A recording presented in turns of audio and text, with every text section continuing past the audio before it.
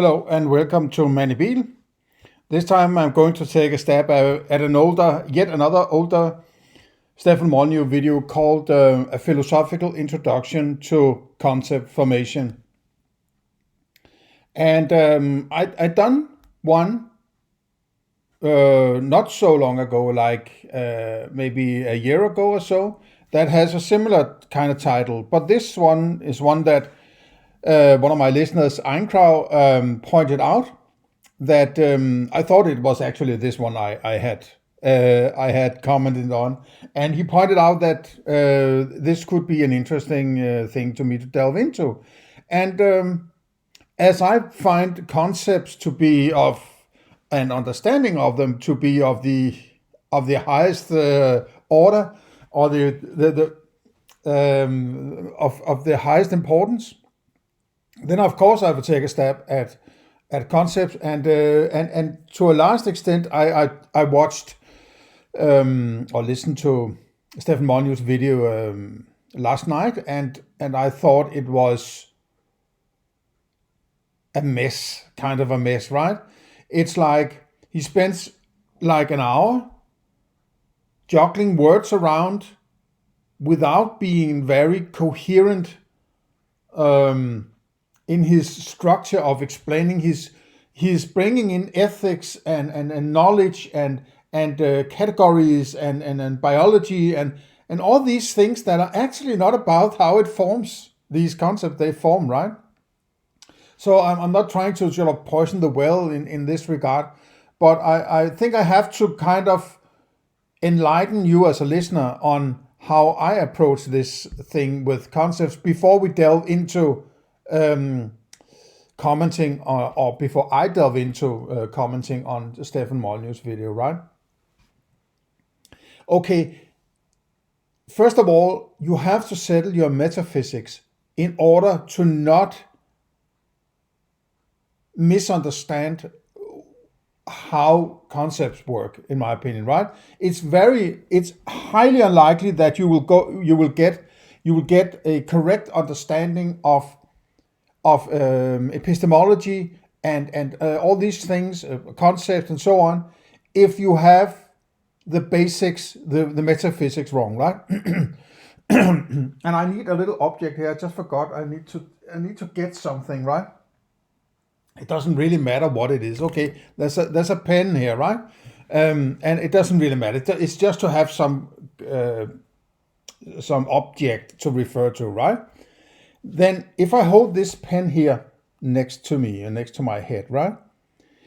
If I'm saying that I am experiencing this pen, and I at the same time say that pen is outside my head, right? Then from the best of my understanding, right, the understanding of this experience I have of this situation is that in here is the experience of that thing that is out here, right? And the point is, and this is where the penny should drop, right? This is where the sheep and the wolf is sort of what's it called? They part ways, right? This is the jumping point. I'm searching for a good term. I forget what it's called, but this is the point where either you go right or you go wrong, right? If you go right here, you can't go wrong later, of course, right? But if you go wrong here, you are never going to get your philosophy right. Okay? And most people, like 99.9% of the world population, or if you asked people in the world, you will have to maybe ask about 100,000 individuals before one would say, no, of course I'm not experiencing the real pen, right? I only have an experience of the pen. And when people say that, those who are in that paradigm that of course I'm experiencing the real pen, they think that you're crazy, right? But they don't understand the inherent paradox in what they're saying. If I'm saying I am experiencing this pen, the real pen, right? And we can talk about the terms used and so on, the real pen and reality, and what does that entail, right? Just stay with me, right? And give me your comments down below if you think that this sounds weird, right? But if I'm saying I'm experiencing this pen out here, right? Then it can't be an experience, because the experience must be in here, right?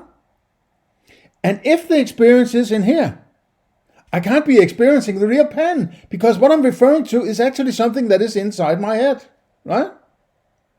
This experience I am in now is in my head. I just interpret it as being outside my head. And for good reasons, right? But the point is, what I'm experiencing is not the thing itself, as Immanuel Kant would say it, right? It cannot both be inside my head and outside my head at the same time. And if you say that's possible, okay, then I will say, okay, I can't walk a mile with you, right? I'm going the other direction, because that's completely crazy. Then nothing makes sense, right? Either you're solipsist and say that's only my experience, which is fine with me, basically. It's just like those who would claim solipsist. I've never seen anybody actually acting according to their philosophy. Not that I have met that many solipsists, right? But it seems that everybody who sort of sports that idea act as if they're not solipsist, right? And I think that's a point that Bertrand Russell made some 100 years ago, right? And I would agree with that, right? It's like also like determinist people, or people who don't believe in free will. They sort of act as if they have free will. I mean, so what's the takeaway, right? Well, it's better to understand it as if you have free will then, right?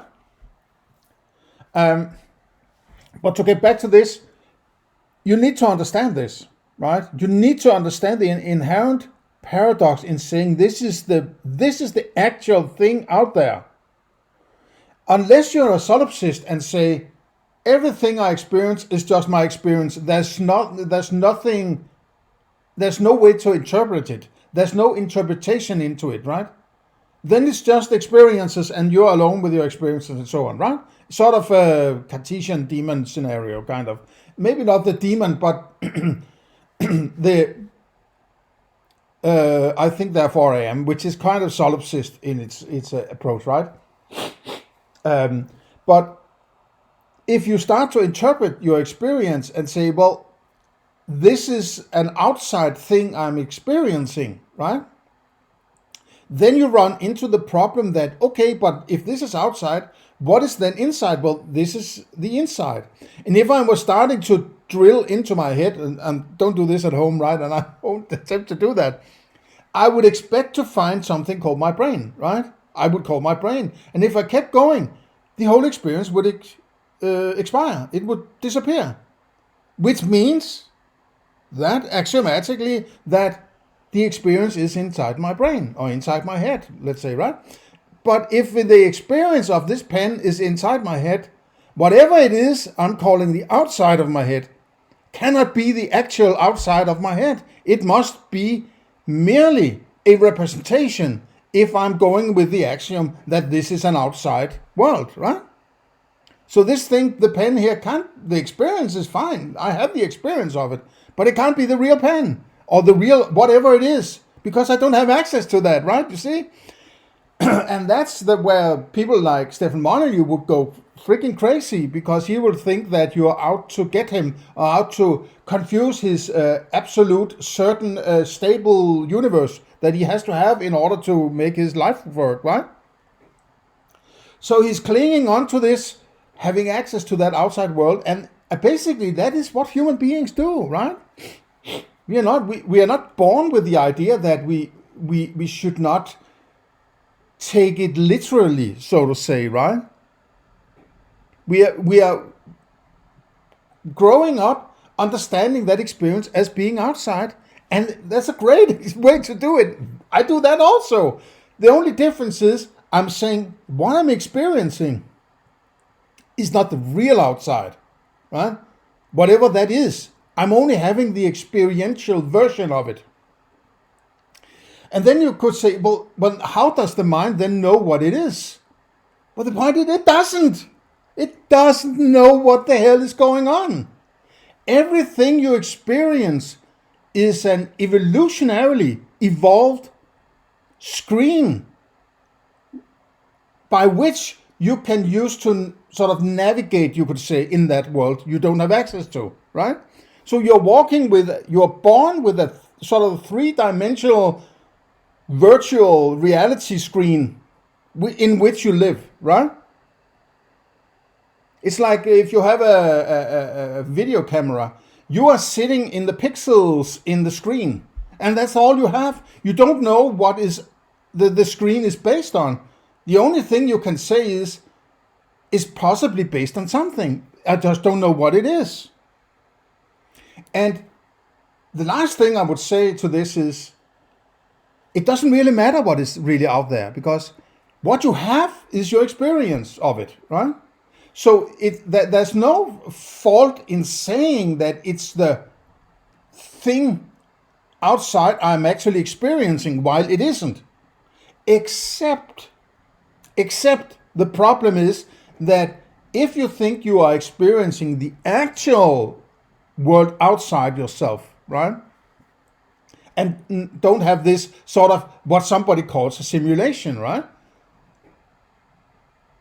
You think that you understand everything outside yourself. And if somebody disagrees with you, there's something wrong with them, because you have this perfect understanding of that outside world.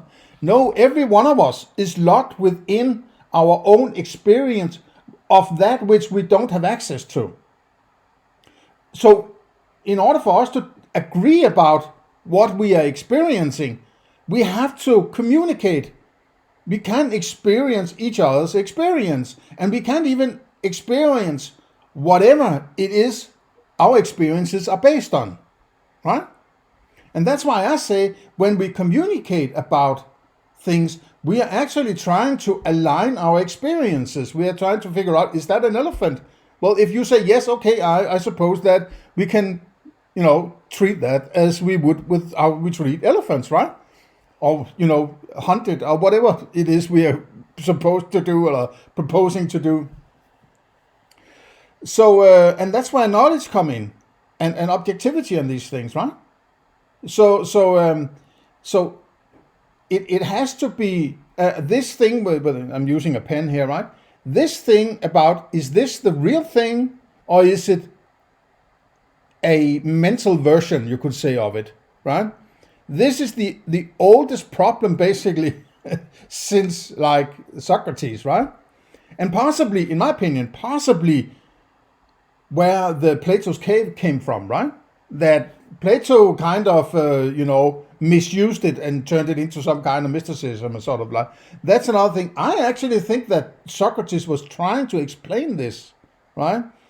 And by those people living in the cave, he's talking about all these ideas that are being force-fed into you, which tells you from childhood on, those who father, mother, child, aunt, tractor, government, soldier, all these things that are not really concepts, but labels stuck in order to you to have a rationality about it, right? These are all the shadows that are put on you in order for you to act in the world according to what you have been told by other people's prior understandings of the world, which is based on their parents and their parents and their parents and so on back in time, right? So what he says is, Socrates says, but well, what is actually there, right? What are we actually dealing with? Because how do I know if it's justice? How do I know if it's a soldier? How do I know if it's a mother, right? What is it about that object that makes it that, right? And then those are the shadows, and if you disconnect yourself from those shadows and try to find not the real world, as Plato would say, because I think he has sort of misused the analogy, right?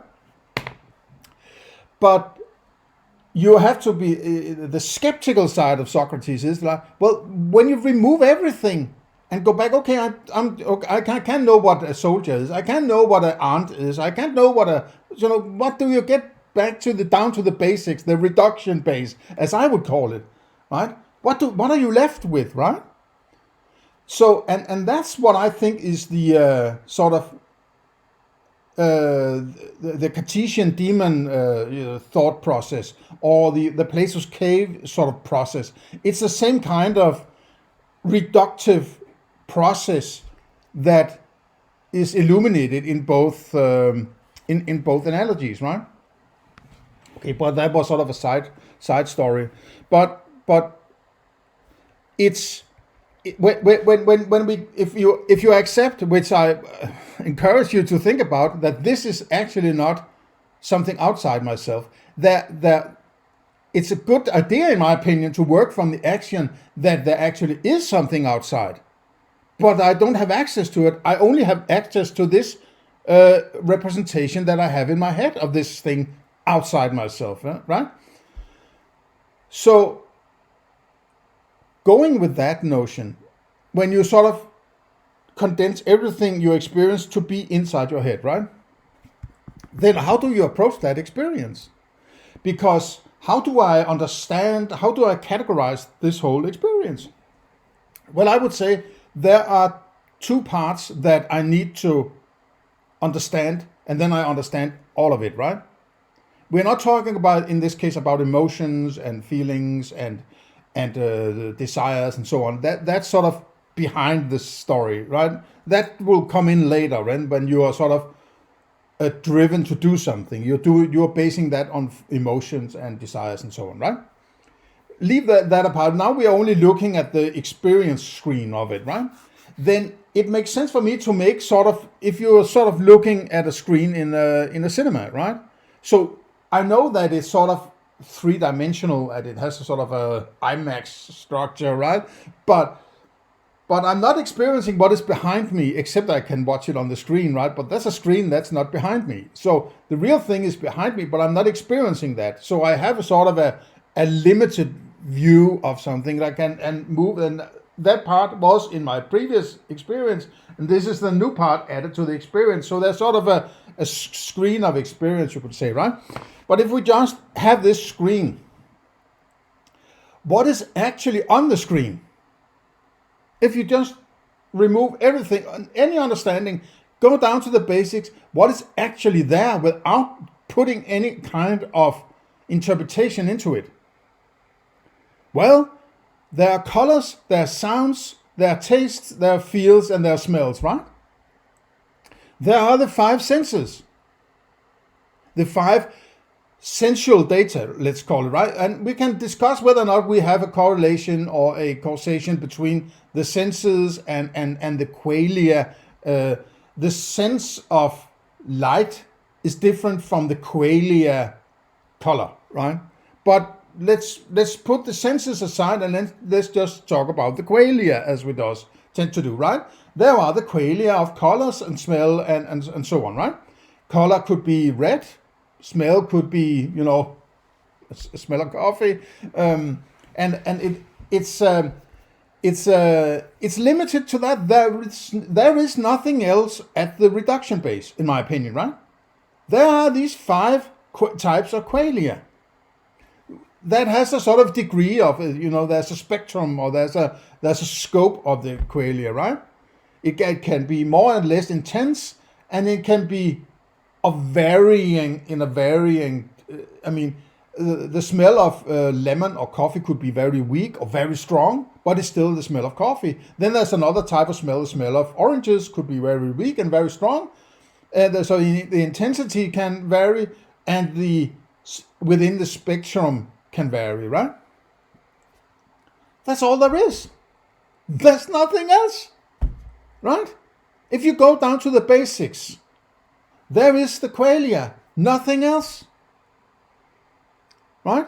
Yeah, there is a qualia. There's nothing in a particular qualia. There's nothing in a particular sound or a particular smell or a particular color that says this must be interpreted like this. There's nothing anywhere that tells you this is how it's supposed to be understood. Right?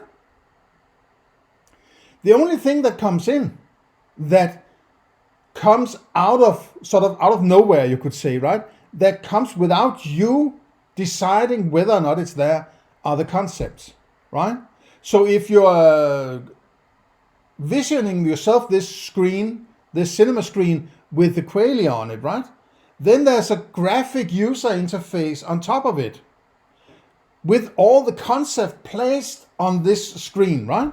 There's sort of an artificial screen in front, between you, say, in the cinema and the screen, right? Maybe closer to this. It's sort of put on top of the screen, right? That says elephant and bicycle and mummy and, lemon, right? And all sorts of other stuff, table, lamp, whatever, right? These concepts are there to objectify the experience, right? The experience alone, the Qualia alone, doesn't help you. That's my interpretation, right?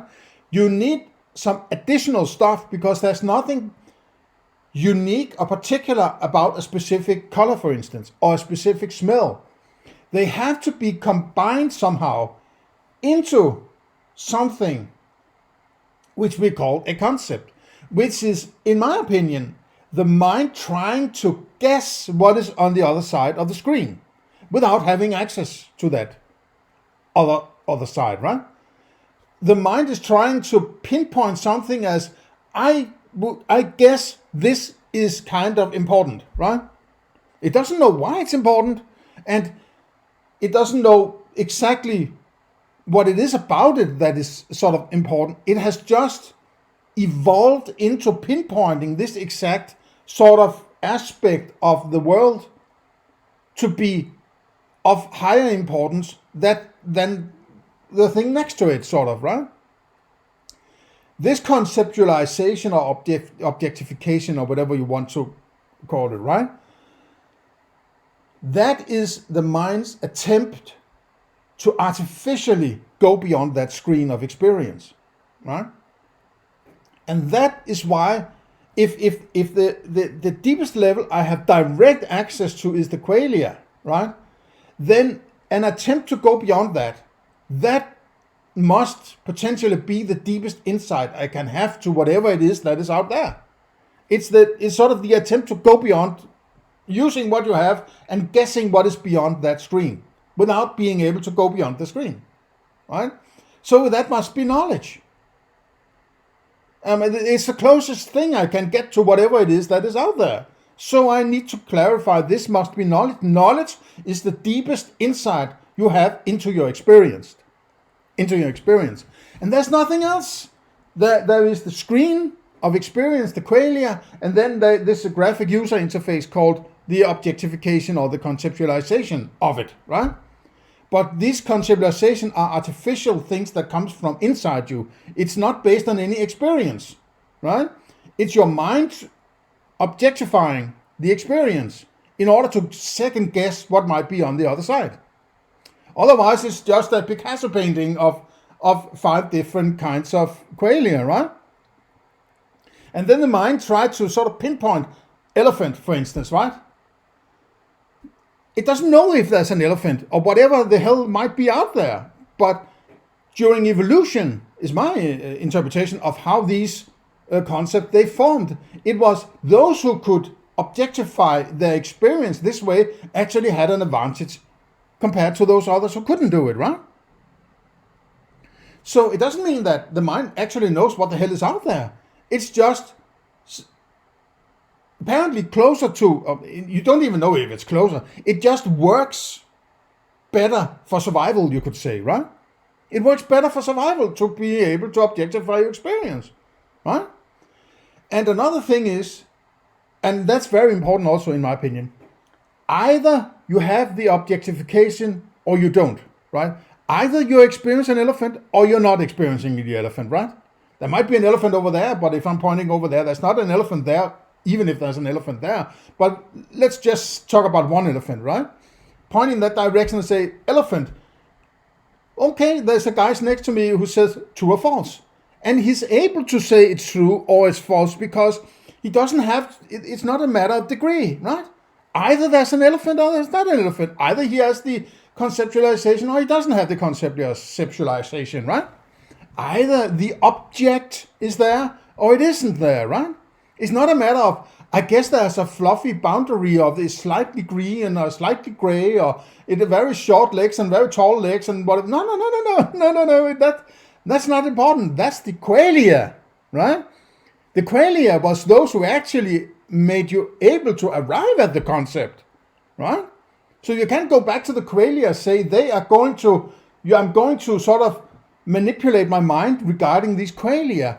That's done already because you have the experience or the conceptualization of the elephant. That's it. It's already been objectified, right? It has been objectified, like as elephant. Done. No more. No need to go any further, right? Is it a real elephant? Who knows? Who cares? I mean, you experience elephant. I'm going to take that seriously, right? I'm experiencing elephant. My mind is saying elephant, and I'm going with that, right? I don't have to, but then I would say, why would I go with anything else then, right? Why would I go with bicycle or car or rocket or whatever, right? If I'm not going with elephant, there's nothing I should go with, right? So when my mind conceptualizes stuff, it's both in order to clarify this is important, but it might also be to clarify that this is not important, right? The lawn and the sky and the trees, and it's not so important. But if there's a dinosaur, it's all of a sudden important, right? If you're in Jurassic Park, for instance, right? But so, to get to the concepts, they don't exist, right? As I said, it's an attempt to go beyond the screen of experience. It's a mind's attempt to go a step further, right?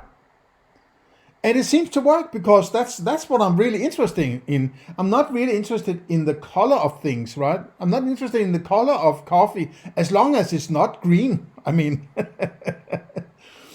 so it's whether or not it's coffee I'm interested in. It's whether or not it's a bicycle I'm interested in. It's whether or not it's a dinosaur. I'm not interested in the smell and the feel and the color. They are there in order for me to objectify it.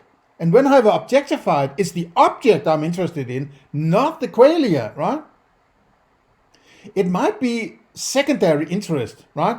It might be that lovely cake that has this, particular color that I like, and then I know that's the great cake and so on. That it's sort of a degree of quality of the objects. There are cakes that are more interesting or desirable than other cakes, right? But they're still cakes. The objectification is the cake.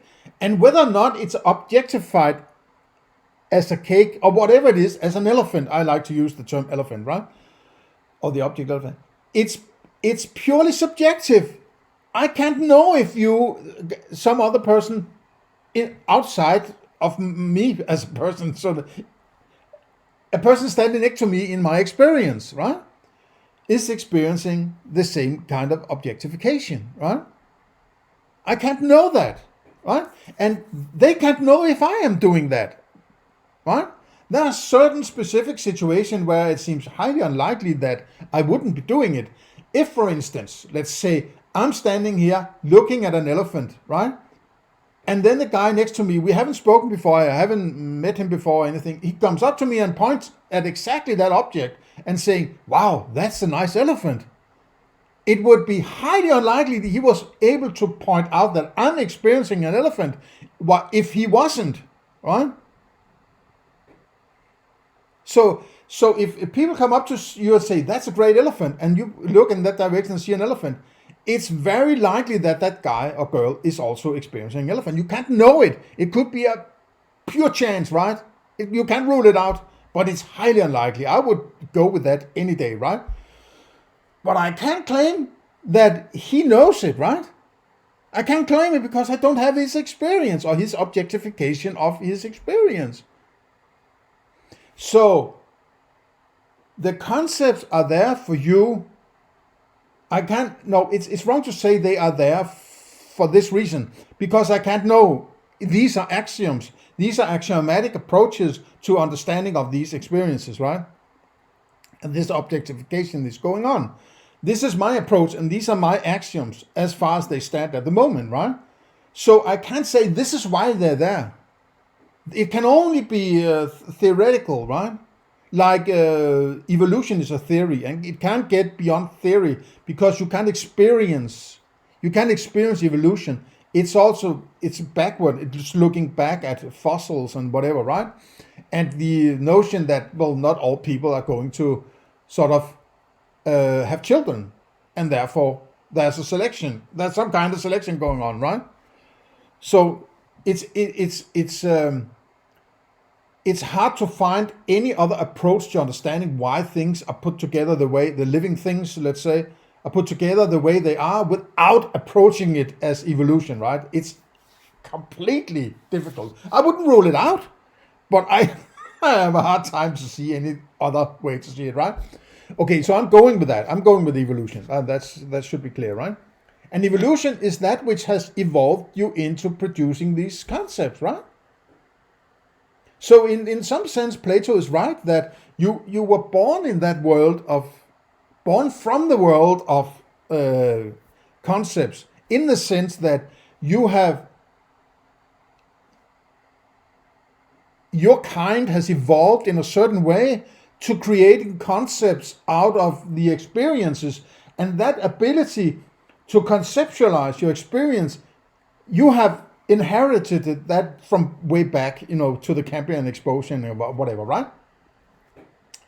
And it's not like you're born with the concepts, in my opinion, but you're born with the ability to create the concepts. There's sort of a blank slate somewhere in your mind that is geared towards concept formation, to use Stefan Molyneux' term, the concept of elephant. And when it's imprinted, it's just there. And I actually believe that Socrates mentions this in his either the Theaetetus or the Meno, but I think it's sort of a wax metaphor he uses, that when it's imprinted in the wax, it sort of stays there, right?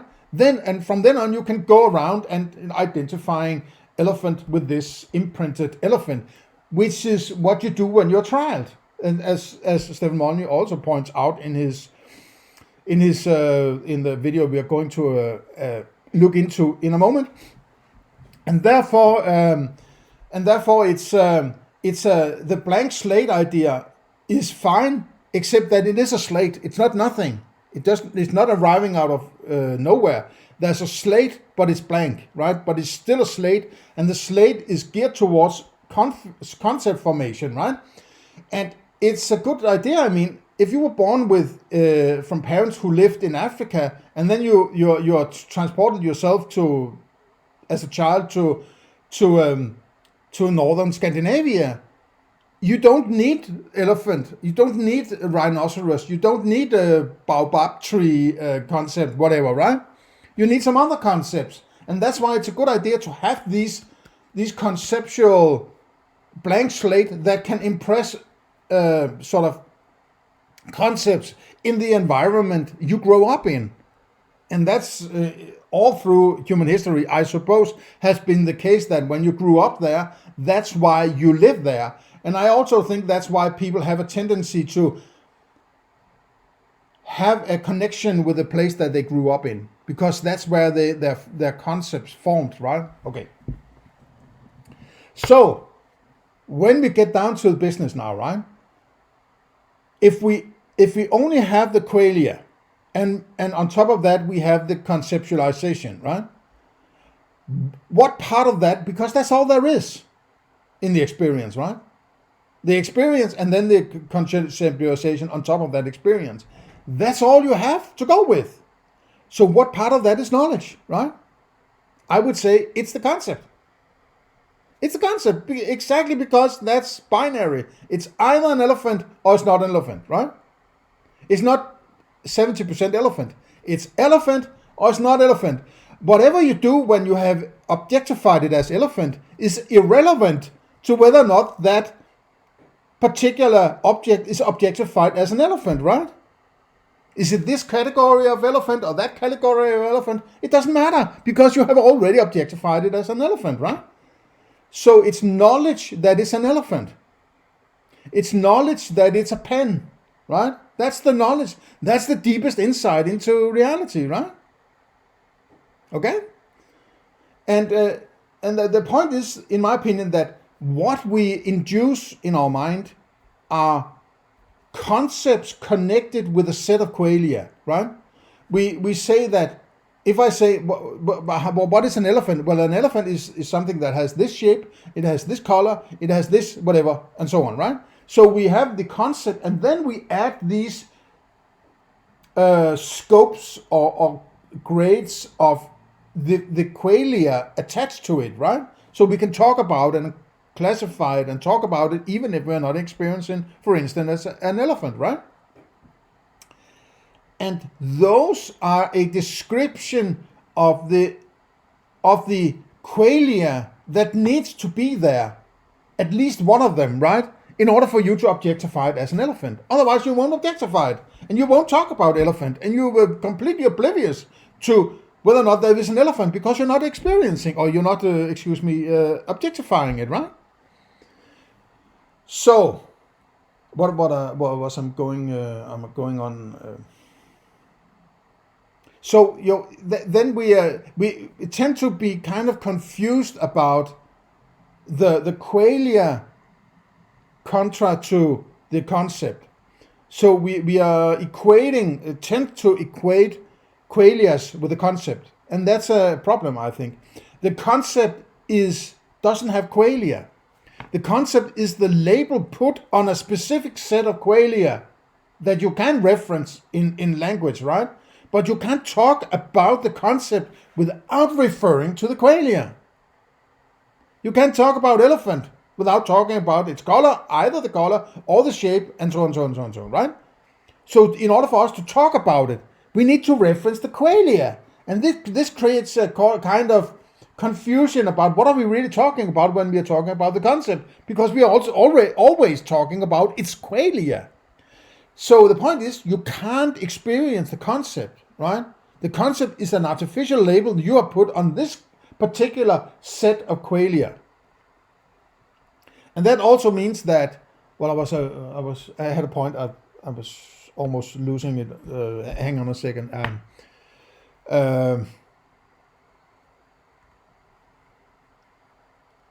Yes, when we talk about existence, we have to refer to as I said, we have to refer to the qualia, but the qualia is not our knowledge, right? The knowledge is the elephant. But when we're talking about the elephant, we always talk about the qualia. We can mention the term elephant, but that's just a reference to this artificial construct called the elephant, right? When we have to qualify it or quantify it, we always have to deal with the qualia in some way or another, right? And I think this is where things can go wrong, right, when we talk about it. Okay, maybe I should head into the video and see. I don't know how long. I'm not even sure. Hang on, 40 minutes or so. Let's see. This video is almost an hour long, 57 minutes. Let's see if I can get through it without spending too much time on it. Right? It shouldn't be a 4-hour podcast, this, but let's hang on, right? And one thing that I'm annoyed about, right, that all these his so-called deep dive into philosophy and complex philosophy or abstract philosophy or deep dive philosophy, all these important aspects of philosophy, he's always very wordy about it, right?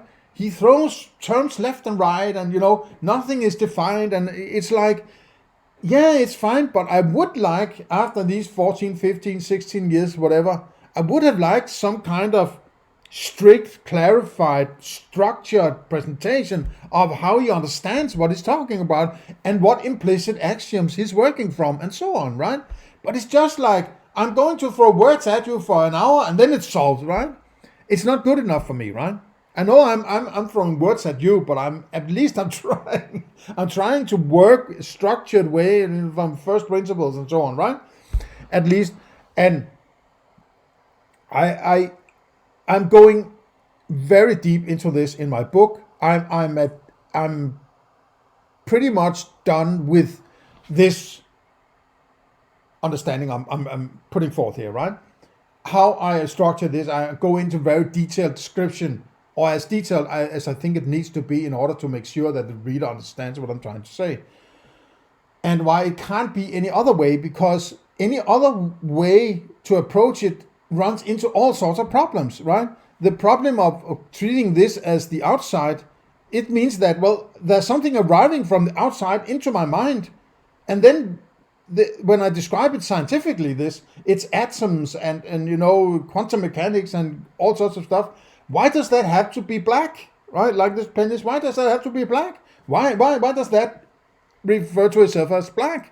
And why the white, writing on it and so on? Why is it black? Well, what's that compared to, the natural laws and so on, and atomic particles and so on? There's no relation. There's no reason why it should be that way compared to some other way, right? Why does strawberries taste like strawberries? I don't know. Why don't they taste like garlic? Well, I mean, why? There's nothing in the scientific method that needs you to draw the conclusion this must be black. And that this problem has been coined as the hard problem of consciousness. And if you treat this as the actual thing outside yourself, you run into what is called the hard problem of consciousness, which has not been solved. And there's a reason why it hasn't been solved, because they haven't understood the paradox involved in saying that this is the actual thing outside yourself, right? Okay, so if it's a bit confusing, I mean, it's the foundations of philosophy, this, right? This is the ground floor of philosophy. This is where you start, right? And if you go wrong, the rest of your philosophy is wrong, and I will treat it as incorrect and useless, right? Okay, let's see what he says. Let's do a little hardcore philosophy.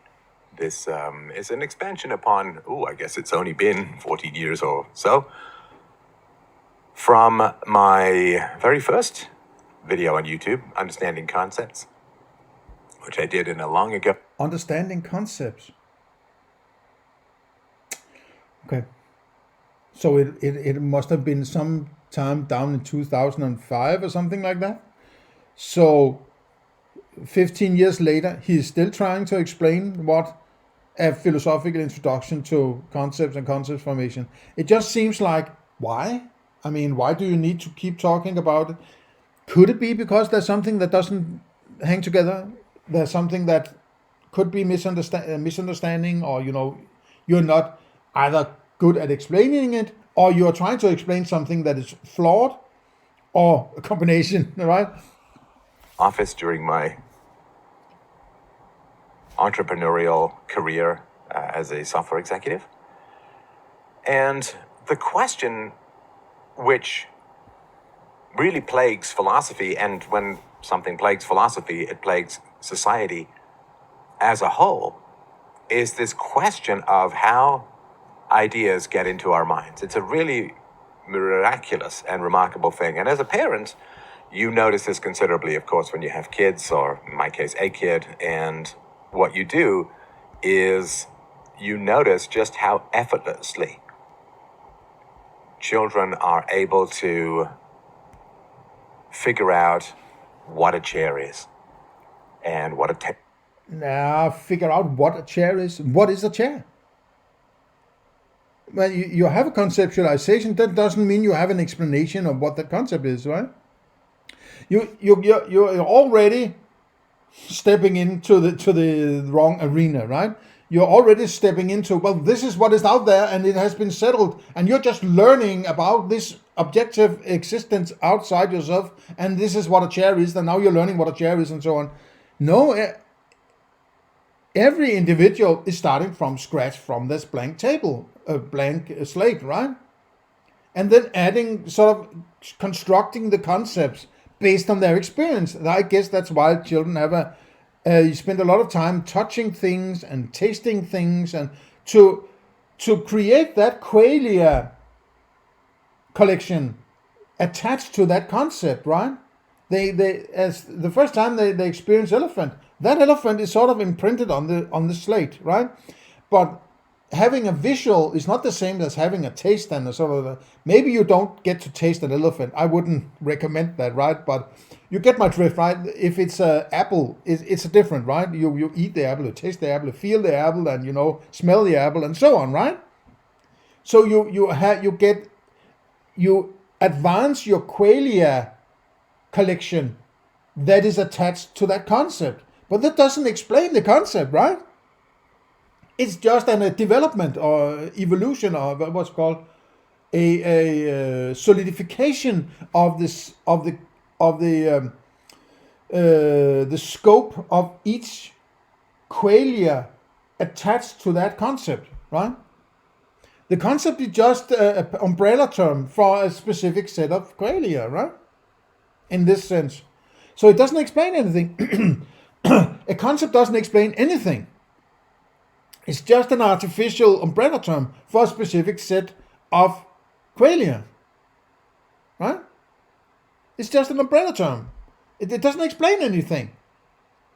It's actually trying to explain something you do not have access to, you could say, right? So then it doesn't explain what it is. It's just an attempt at saying this is important rather than this thing over here that is less important or something like that, right? Based on your emotions and your desires and so on, that comes further down the road, right? Is, and what a male is, what a female is, what a road is, the clouds, all of this, right? But no. Are you trying to say that the road is that which has these Qualia? Then you're not explaining what the road is, because these Qualia are what makes you able to objectify the road. So you're standing in the boggle and trying to pull yourself up, right? You're having an experience, and then you're putting that experience in front of yourself and experiencing that experience. That doesn't work. Prior experiences are only memories now, right? You're still having the first-hand experience or the live experience of that object. Just because you have the concept or have experiences of prior cognitions of that concept doesn't mean that you have a prior understanding of what you're supposed to experience, right? Big problem. This is what Immanuel Kant would call a priori knowledge, right? It's like, yes, I'm experiencing this because I should experience, because an elephant is like this and like this and like this. That's not how it works. That would be a priori knowledge. Where the hell would you get that from, right? From a memory? Well, a memory was based on some other kind of experience, right? That was back when you had that experience. But what made that experience valid for creating a priori knowledge? Another experience back in time, which was based on another experience back in time, until you get back so far you can't remember it, right? So this is an inherent infinite regression of knowledge, right? You can't do that. You're sort of, I'm creating an experience I could call my reality, which I has in my mind, and that reality is sort of outside myself, and I'm looking at it. No. Everything you are experiencing or looking at, or whatever term you want to put on it, is inside your mind, right? Where else could it be? Otherwise you wouldn't experience it, right? Okay. It's truly amazing how little instruction children need in concepts. And the same is... They need no instruction, because you can instruct the concept formation, right? Well, it depends on what you mean by concept formation. Do you mean recognition? Because that's the concept you use to identify a specific elephant in and out. But that doesn't mean that that concept formed at that exact moment when you experience the elephant, right? So if you're no longer experiencing elephant and the next day you experience elephant again, that doesn't mean the same or a new concept formed for that elephant. No, way back in time when you grew up, these concepts formed. They're developing. They are being clarified and solidified every day the older you get, the less they are solidified, because you have sort of got what you need mostly to understand, right? To understand the concept. But when you're growing up, you're compounding Qualia about these specific concepts until you sort of have the fully evolved concept, you could say. It's never fully formed. It can always be. If you go to Africa and look at elephants for 2 years, well, your elephant concept will be clearly solidified, right? Or expanded or whatever, right? But there's nothing about the experience that says you have to have that experience. You have no way of knowing whether you should objectify that as elephant or not. There's no way, because you don't have prior knowledge, right? You have a memory, but that's not knowledge. That's a memory. A memory is not empirical because you need the qualia, right? Empirical means I need to have qualia in order to call this knowledge, right? That's another way. There's another reason why it's a good idea to talk about the concepts of knowledge and not the qualia, because the qualia needs to be there for the concept to be empirical, right?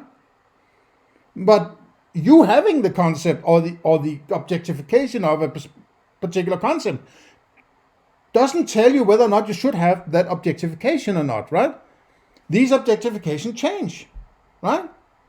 And if they can change, that doesn't mean you can't. That first of all means that you can't be certain that you should experience elephant. It might change any moment, right?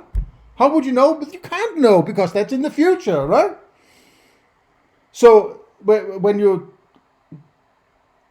delving into what he's saying, he's taking all sorts of things for granted here, right? As if that's just, this objective world out there that is perfect and never changing, and we just have to learn how it is. And I can tell you sort of in an authoritarian way, this is how concepts are, this is how elephants are, this is warm-blooded and this is cold-blooded and these kind of things, right? It's bullshit. Also true in language, how little instruction children need in language. I was aware of this at the time when my daughter was very young. I remember her first 2-syllable word, elbow. But I remember being struck by how little I needed to teach her the words for things. She just, I don't know, it's weird. It's like she picked them up from the... No, it's not that weird, because one thing is the formation of the concept. Another thing is the language we use to refer to the concept. I believe that in the last 50 or 100,000 years, we have evolved into being able to attach particular sounds as reference to an object, right? We can attach a sound called elephant to that object. When we have that object, we can put, just like we can put all the qualia, then we can take the sound qualia and attach that, a specific sound, also extract that and put on the concept. So whenever anybody says elephant, we can sort of extract the conceptual idea of elephant. That is very useful if you're going to talk to somebody. If they say elephant, it's a good idea that you can conceptualize what the hell they're talking about, right? Then we get into propositions and all that, right? I have true and false and all that. But this is language and true and false, and they have very, very close connections, right? So that's why it's language.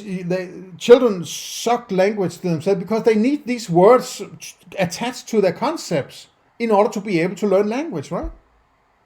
And not to learn. You could make your own language for all I care, but you wouldn't be able to talk to anybody else because they have trained themselves to communicate with each other using this kind of language, and therefore the children will evolve into using the same language for obvious reasons, right?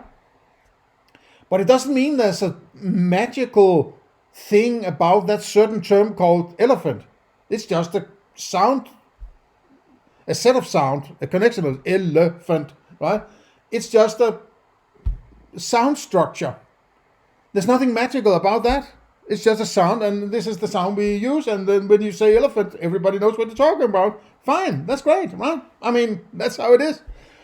But the reason why children almost learn languages by their own accord is because they're geared towards, there's sort of an empty shelf along every concept in their cognitive apparatus that needs a sound there. And as soon as they hear the sound elephant and people are talking about an elephant, well, then they put that sound in there as a reference to that object. It's not an empty place that needs a sound, right? It's not that complicated, in my opinion. Ether or something like that. It's a truly remarkable phenomenon. And since this usually occurs prior to our conscious knowledge, it is really quite something to see it happen, because we don't usually remember this process ourselves, but we see this process cooking along. That's an interesting point there. That's also one of the things that is, in my opinion, a very great and interesting aspect of having children, is to see them evolve into functional human beings in stages that you didn't yourself experience, or you did experience them, but they have been wiped from your memory. I'm having a hard time remembering stuff that is closer to my birth than 3 years or something like that. I can remember stuff here and there. It's almost like I know that I could remember more, and it has been ditched now. I can remember even less than I could 20 years ago, right? And maybe there's the mind is economizing with the space, and maybe it's also because the concepts are not fully formed until the brain evolves for 20 years or something like that, right? But the concept formation, the formation of the concept in your mind and your ability to objectify things using that concept is evolved in this span of time, the first 3 years or whatever it is, right? Therefore, you don't remember it because your concept weren't fully formed at that point. So they are sort of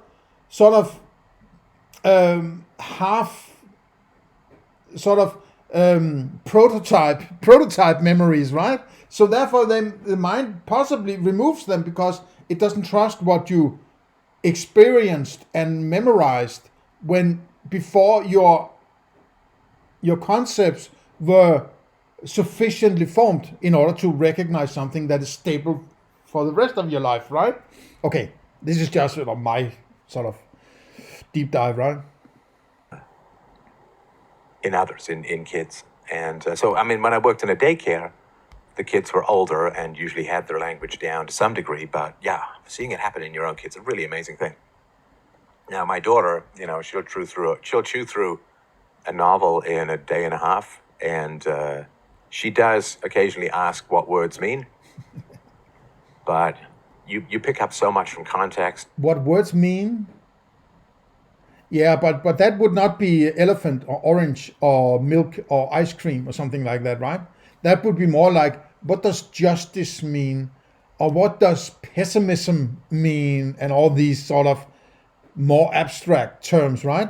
That are not propositional, but more like sophist, I would say, right? I would understand that, but these are not concepts. Pessimism is not a concept. Optimism is not a concept, right? Justice is not a concept.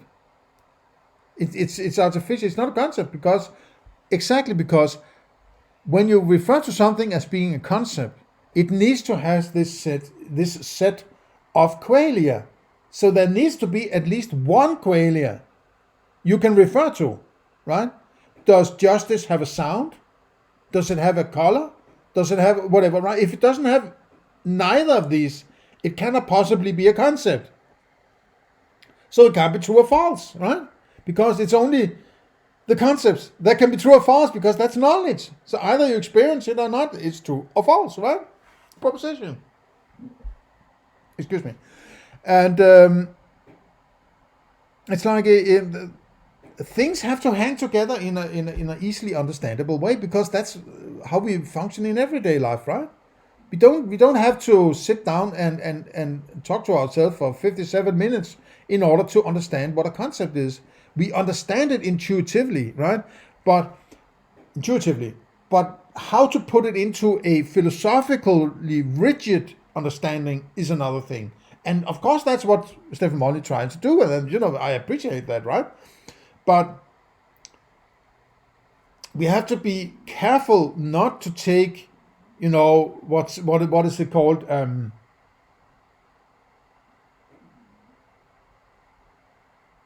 What's it called? Sort of everyday thinking. What's it called? Common thinking, right? Into making that a philosophy, right? The good philosophy, in my opinion, should hang together in a series of connected arguments, from the basics of philosophy, the reduction base, all the way to a moral principle, right? It must hang together. And if it doesn't hang together, it's not good philosophy, because you get from one step to the other. From this step, okay, then I can get to this step, and then I can get to this step, and so on, right?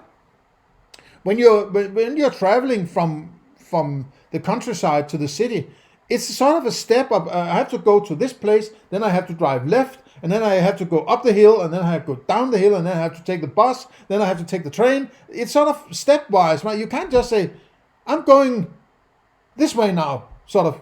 Okay, and now I'm sitting down, and there's a train, I'll take the train. It's sort of, no, it has to be connected while you take the various things at that point in time, and you will end up in the place you need to be. And in a similar metaphor is well-connected philosophy, right? And when you listen to this video is made here, I have a sense that he's just brainstorming, right? It's just a stream of consciousness. This will sound great, I'll say that, right? To a very large extent. So it's not something that illuminates my philosophy, to be quite frank, right? And words get this interesting visceral flavor as well, which is really neat. And you can see this. You can see this, how words get infused with this evil, with this nastiness, or that's this virtue, sophistry, right? Diverse. That's sophistry, right? Yeah, you have to. And this term is used for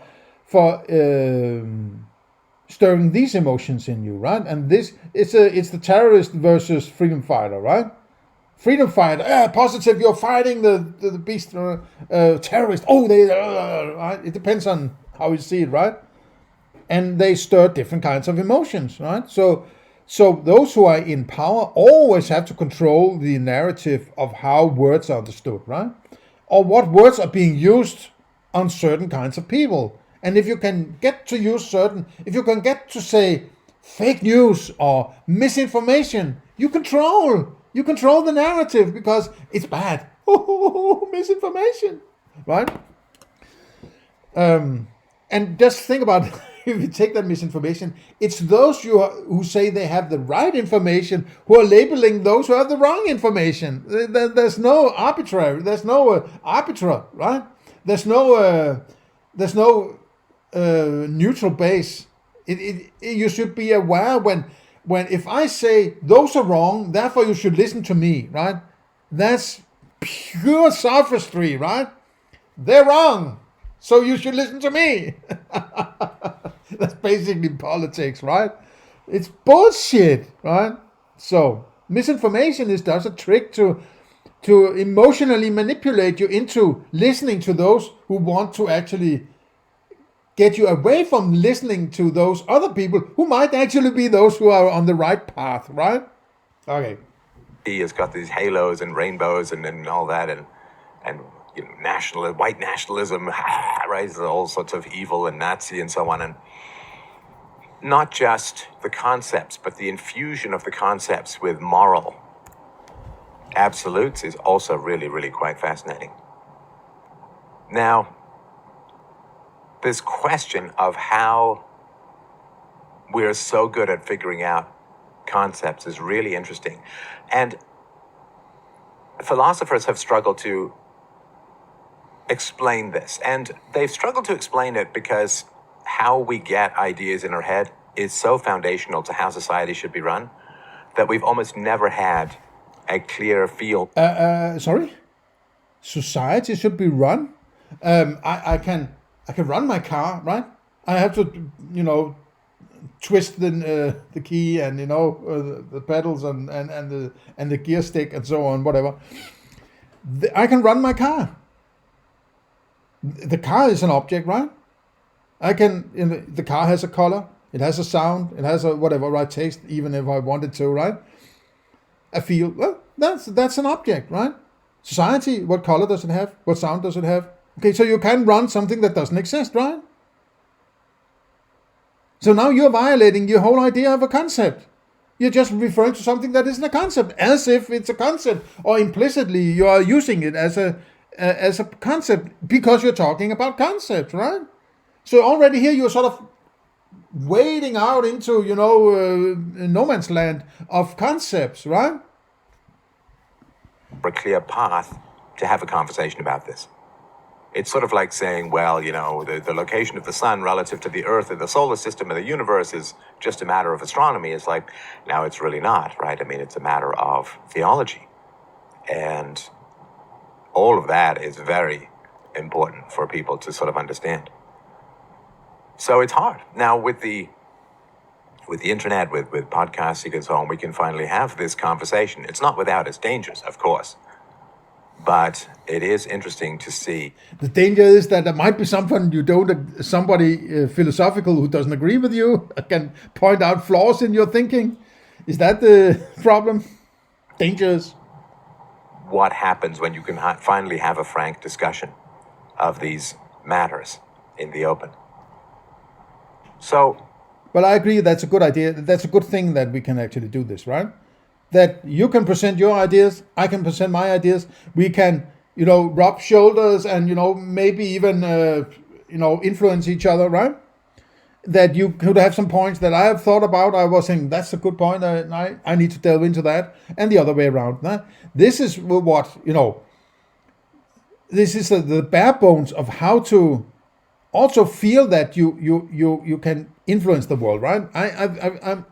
I'm there's no way around it. That's why I'm sitting here. I'm not only doing it for my own sake, right? I also would like to influence other people's thinking, right? And there's too little of this. There's too few people, and those who are there, most of them are not very good at it, in my opinion, right? I'm not saying I'm perfect, right? I'm also, English is not my first language and so on, right? But there should be more of it, right? I long for more philosophical, sort of deep, hardcore philosophy like this, right? And I appreciate it. I appreciate this kind of hardcore philosophy. Even if Stefan Molyneux is not really a very good philosopher, at least he's doing something, right? At least he's stepping up, presenting his ideas and saying, this is how I see it, right?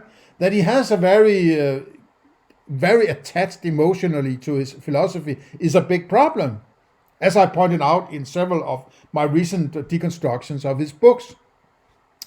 But at least he's stepping up and saying, okay, this is how I see it, right? I like that. More people should do that, right? You have your fucking free speech, man. Why don't you make some speech, right? Don't you dare make speech. Are you afraid? And then it's not really free speech, even if you call it free speech, right? What the fuck are you afraid of? And are you insecure, right? Maybe you should do something about that. If you can step up and say, I agree with this and I disagree with that and so on, there's some insecurity in you, right? And I bet you, your masters is taking advantage of your insecurities, right? That's why we have this pandemic. Oh, I'm afraid. I'm insecure. Oh, I need to take a vaccine and four boosters. No, 5 boosters. No, 6 boosters. A booster every 3 months to make sure that it's not dangerous because I'm so insecure. I don't know what knowledge is. I don't know what morality is. So I have to do what my masters say I have to do, right? Maybe that's a problem. Okay, just a little side rant, right? Ways in which something can be understood conceptually. The first is through its properties, and the second is through its utility. So, no, not utility. whatever you do with the elephant doesn't matter for the formation of elephant, right? Now, first of all, you don't classify what you mean by formation. Do you mean the original first time you were able to imprint elephant on your cognitive abilities, right? Apparatus? Or do you mean whenever I experience elephant, there's a formation of elephant? That's not very clear what you're conflating these two, and I would like to keep them separate, right? Then how do the elephant form, and how do I use elephant when it has been formed in my cognitive abilities, right? But what the fuck you do with the elephant doesn't matter to whether or not it forms, and what it means for it to form and so on. It doesn't matter. You can use an elephant to, build a bridge.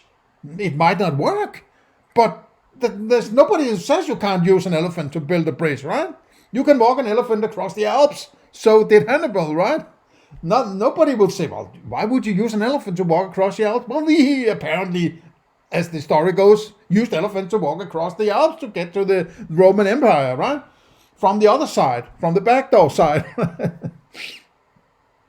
But it doesn't matter for the formation of elephant, right? I'm not going to take any things serious about what you use the elephant for, right?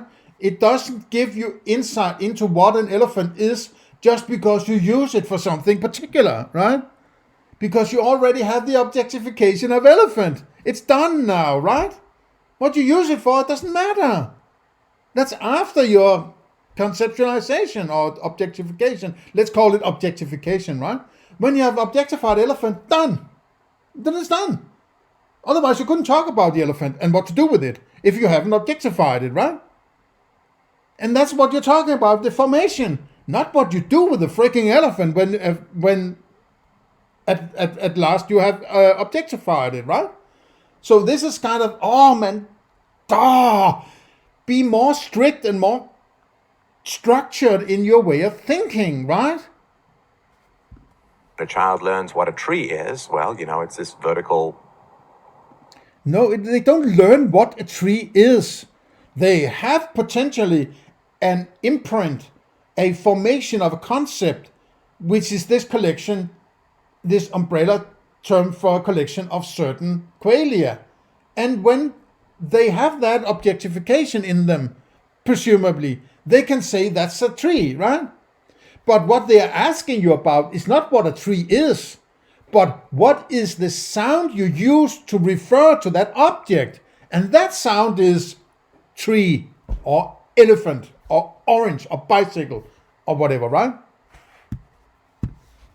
Tough stalk with arms coming out of it and leaves coming out of the arms, and so to speak, right, the limbs.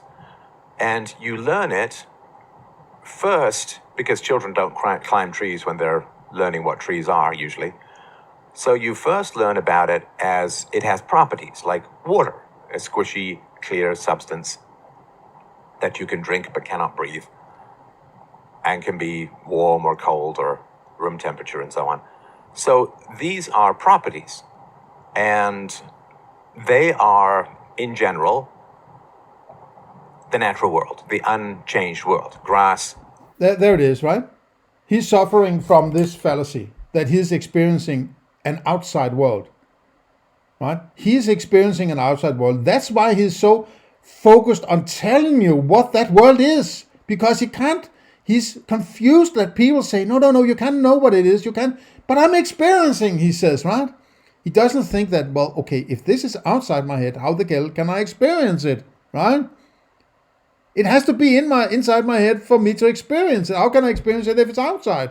And if I have an experience of it, and my experience is inside my head, well, this is inside my head. The experience of it, right? But in interpretation of it is outside my head. The interpretation is it's something outside my head. But it can't be that thing outside. This is a mental representation of whatever the hell it is that is out there, which I do not have any kind of access to, other than this representation of it, right? Which I decide for myself to consider a representation. I don't even know it's a representation to refer to Descartes, right? It might just be some flurry of shit that works together in a way that makes me think that it's an outside world. But it doesn't mean I can't decide to do that. I can decide this is an outside world and I have a representation of it, right? Okay. Trees, frogs, leaves, clouds, and so on. These are unshaped by humans, and therefore they have properties that remain relatively consistent. Relatively consistent? I mean, what are you talking? It has to be more clear what you're talking about. You can't say that it's objective and never changing, and then it's fairly consistent and so on. This fluffiness, it doesn't work.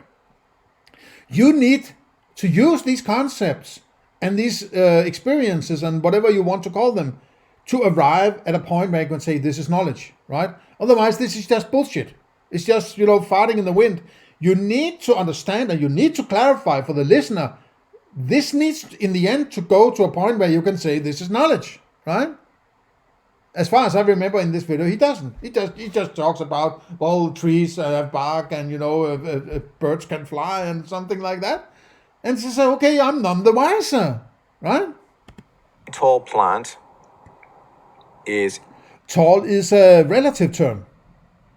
You can measure tall, right? I can measure this. Now it's small. Now it's tall. It's bigger than my head now, right? Isn't it? My head, the size of my head is smaller. Okay, the perspective and so on. So how do you know, right? There's a spatial terms and all things. So it's relative. It's all relative, right? These things are relative. Sizes and quantifications are relative to something else. Something that is tall is measured compared to something that is less tall, right? So this one is taller than, okay, this, okay, if I do whatever. Okay, this one is taller than this one, right? This one is taller than this one. If I say we start from down there and we go parallel to each other, then this one goes further than this one, right? But if I have this one, I say this is tall. Then you will say, how do you know it's tall? Compared to what? Exactly. Compared to what? So it's a relative term. You can measure tall. It's not that you have something stick you can measure. Measure. Tall. Right? It doesn't work like that. So the relative stuff is also confusing with the exact stuff, the absolute stuff. Like 5 meters is a definition. It's not like 5 meters exist in the world. It's just a standard that people can work with, right? So 6 meters is tall and less than 5 meters not tall. It's all relative to definitions and conventions and so on. It's not a part of the object, right? If I ask you to envision yourself a very, very, very, very tall elephant, how would you do that? Well, you would have to imagine an elephant and something very small like a tree or a person or a, tractor, a car besides it in order to have that relative size. Otherwise, if you're imagining an elephant, just elephant and nothing else, the concept of the elephant, right? Imagine that. There's nothing that is tall or small or anything else. There's nothing it's relative to. So you have to bring in something else to place beside your imagined elephant to say, aha, compared to this thing I'm imagining besides it, that elephant is tall, right? Okay, so it points out that all these relative terms are not something that are part of the exact object, the particular object. In general, a tree, unless it has enormous flowers, in which case enormous leaves. These are just artificial categories, botanics, what they call botanizers. They have, this is when it's like this and has this color and this shape, it's this kind. And when it has this size and this color and this, and then it's this. These are artificial categories. Those are not something you experience. If you put a child on a deserted island and say, go ahead and start your concept formation, it's not going to make a concept that is called hot-blooded or, orchid, right? because it's an artificial construct of a certain kind of plant that is said, okay, somebody has decided, because they want, apparently, to decide for everybody else what things are supposed to be called. And then they usually put their own name into the name of that flower in the Latin version, right? They say that's kind is of this name, right? But that doesn't make it conceptual, objective, right? It doesn't make the term orchid is not a part of the concept, right? Because the concept is that which you can create on your own accord without any help from somebody else, right? The rest are artificial stuff that human beings has agreed to put on it in order to be able to talk about it, right? Instead of saying, that flower with that shape of apparently circa so high and has this smell and sort of, it's easier just to say orchid, right? So that's why we need these terms in order to be a more efficient kind of communication. But that doesn't mean that we are all of a sudden created concepts, right? These are artificial constructs. Flowers, in which case it's probably some kind of mutant Chernobyl plant or something like that. So kids can kind of get that, and they're pretty good at understanding that a very tall plant with small leaves and a rough exterior is a tree, even if it's an evergreen or deciduous, elm tree and so on. So the color of the bark, the shape of the leaves, the height of the tree, the general shape of the tree, whether it has leaves or not in the winter, these are all byproduct, not the essential definition, as Aristotle would say. So kids are pretty good at doing that, even though kids rarely see something like a tree being used. They rarely will see, you cut down this tree and then you get wood out of the tree and then you make the wood into a fence, or they don't really see it in that sense, because little kids shouldn't be around woodworking of that magnitude and power and, frankly, danger. So clouds, you don't see anyone lassoing clouds and harnessing them down to give people hydrotherapy up the nose. No, but these are all things that you are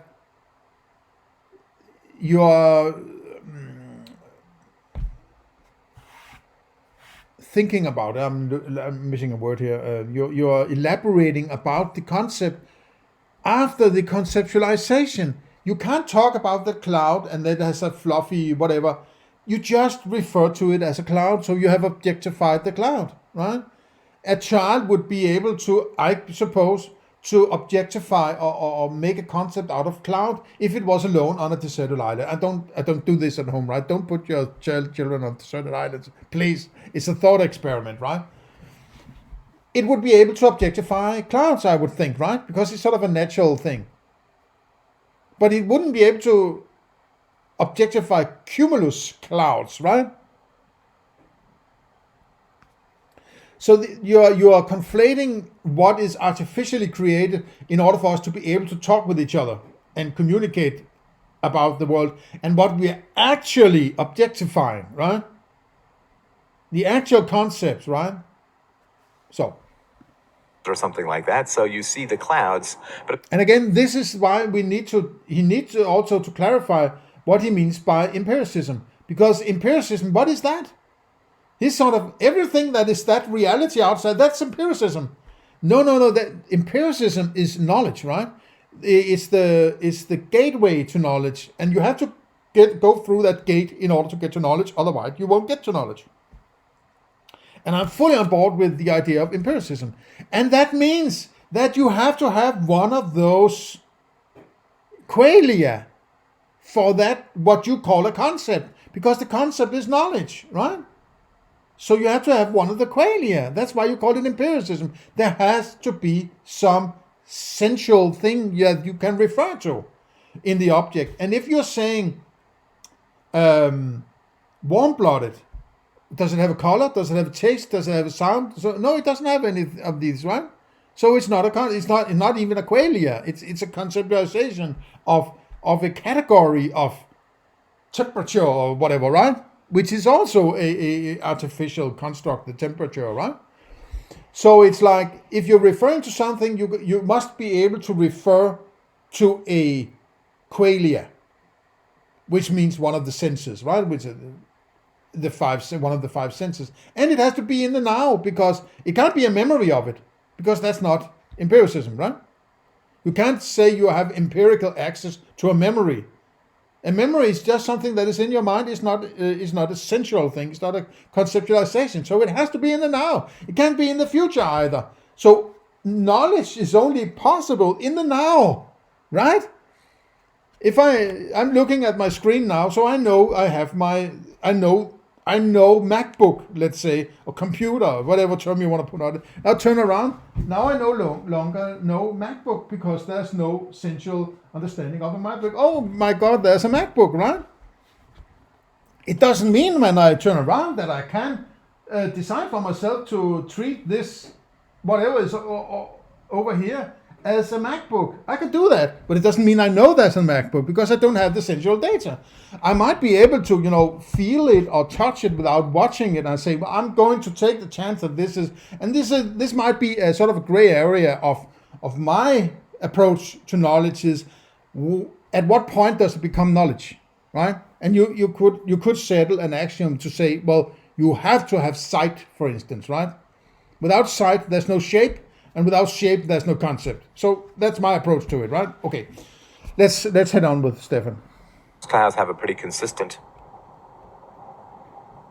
set of characteristics, right? I mean, even though clouds have a wide variety of shapes, and of course sometimes they're in the midst of a blue sky, and sometimes they completely obscure the blue sky, and sometimes they're high and thin, and sometimes they're contrails, and contrails, of course, are the vapor trails left by airplanes, and very different from all other kinds, and usually kids will ask, what is that? So clouds are not used, but clouds have common enough properties that can be easily identified.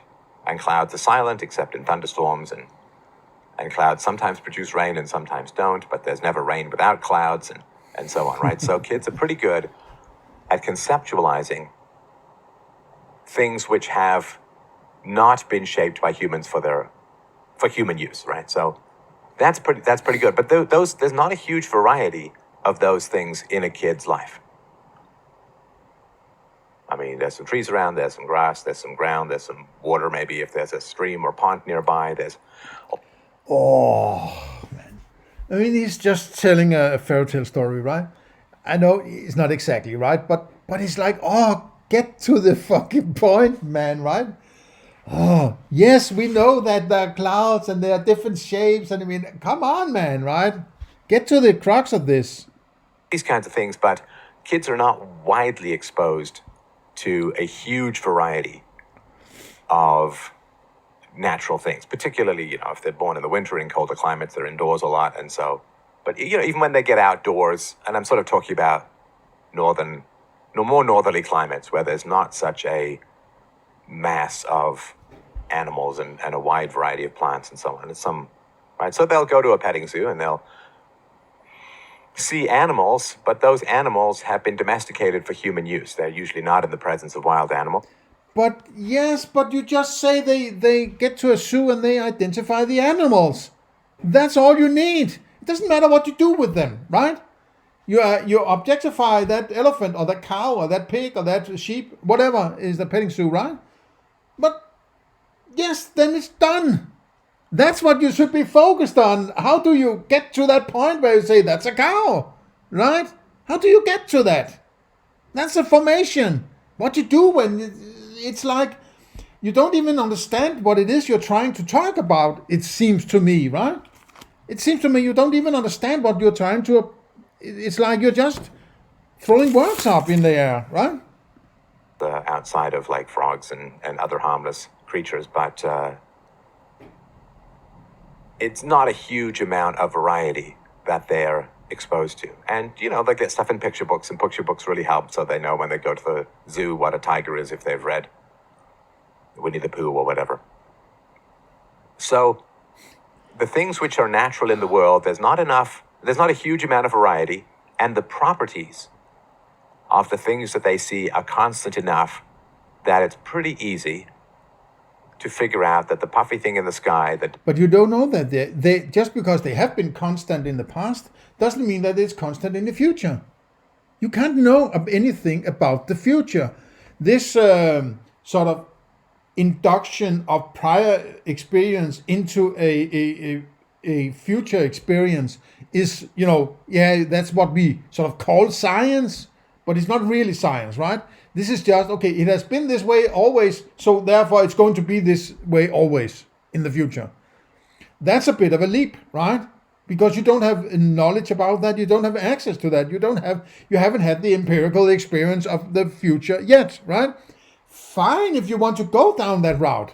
Fine if you want to say, I'm going to decide that my car is going to be here in 2 years. Something like that, fine. I do that, right? But it's not conceptual. It's not experiential. It's not empirical. It's just you deciding, I'm going to go with this, right? So this is also one of these, all these sort of little aspects of all this kind of philosophy, right? It's all sort of just jumbled, what's it called? Jumbled together, huddled together, and I get the same feeling from listening to this podcast as I do with most other of Stefan Molyneux. Yes, it sounds like he's talking about something. It sounds like he has some kind of insight, but I feel more clarified after listening to him. In fact, I feel more confused, right? Because he has conflated all these things that should be sharply delineated in his philosophy, right? Then the talking about the past and the future and memories and qualia and sense and objectivity and subjectivity and all this is just jumbled together, and it's like, oh, hold on, right? It's like the first time you hear somebody explain how to build a car, and they just ramble on and say, this is how you build a car. It's like, no, hang on, I have to take it one step at a time, right? And the same approach you should have with establishing philosophy with people, right? Take it one step at a time. You say, okay, if we start with this, do we agree and this makes sense to talk about this? Okay, then we can take the next step and so on, right? He just rambles, right? It's kind of annoying, right? And I think I'm going to make this an appeal to you just listening to the rest of what he's saying and try to make your own judgment, because I'm not going to sit here for, another couple of hours listening to this, because it's more or less the same stuff all throughout, as far as I remember, right? And also the first part of this, the first 40 minutes, I presented my own understanding of concepts and concept, quote, formation. And so you have something to, rub your head against in sort of my understanding of these things, which is in some senses very different from what Stefan Molyneux says. And I try to clarify where I think it goes wrong and so on. So I think this should be sufficient for something to work further on if you want to, right? So let's just say this is it, and leave me a comment about this. This is as Stefan Molyneux said, these are interesting things to talk about and philosophize about. And I hope you enjoyed it. Otherwise, have a nice day.